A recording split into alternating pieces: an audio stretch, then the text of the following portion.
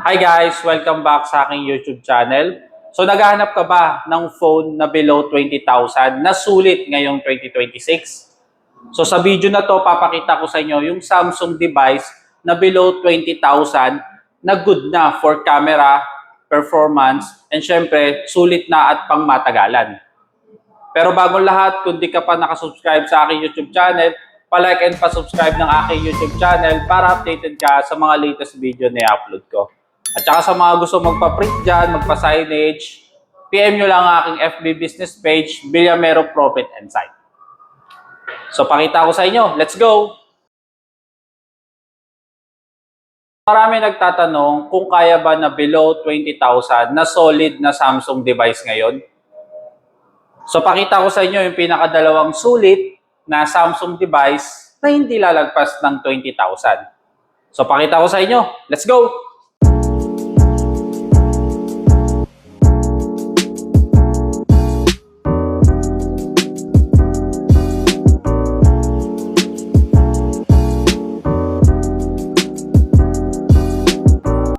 So unahin natin yung pinaka-mainstream na pambato ngayon, ang Samsung Galaxy A26 5G. So ito, ang price nito for 256GB, 8GB RAM is 18,990. For 128GB naman na 6GB RAM is 19,990. So ano ba ang kagandahan niya? First, naka 6.7 Full HD Plus, Super AMOLED at 120Hz refresh rate na siya. At mataas na rin yung nits ng brightness. So sobrang ganda ng kulay nito. Sobrang vivid kapag nanonood ka ng video. And dahil sa 120Hz na siya, napaka-smooth scroll nito sa mga TikTok at Facebook, walang lag sa mata. At kung nasa labas ka naman nagbumotor, kitang-kita pa rin ang screen mo kahit nasa tapat ng araw dahil sa kanyang 800 nits na brightness. Kung sa camera naman, meron siyang 50 megapixel camera na may optical image stabilization. So meron siyang lens sa loob na nag-handle ng panginginig ng kamay mo.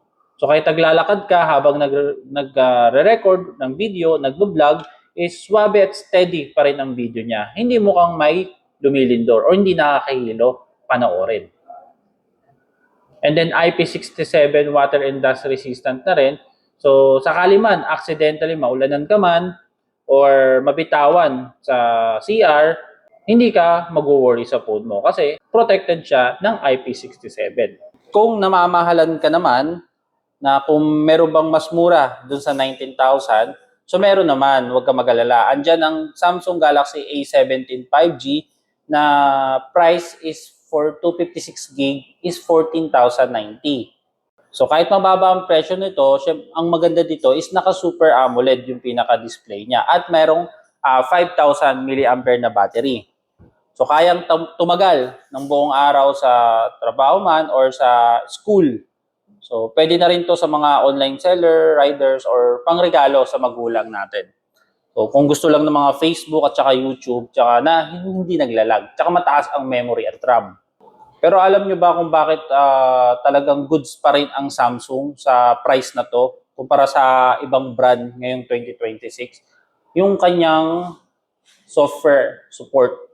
Kasi itong Galaxy A26 natin, meron kasi siyang software update na up to 6 years at saka security update.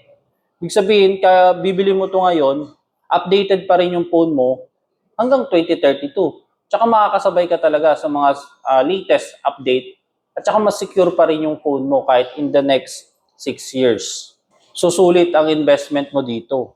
So kung para sa akin, kung hanap mo is mas matibay, magandang screen, subok ang camera at saka video at tatagal sa'yo ng taon, so go for Samsung Galaxy A26. Kung aabot naman yung budget nyo ng 19,000. Pero kung hindi naman, A17 5G ang para sa'yo. So anong po sa inyo sa dalawa? Comment nyo na sa baba at huwag mo na rin kalimutan i-like and subscribe ang video na to para updated ka sa mga latest video na i-upload ko. At saka sa mga singit ko na rin, gusto mong pa-print at signage, PM nyo lang ang aking FB business page. So kita-kits sa susunod na vlog. Bye-bye!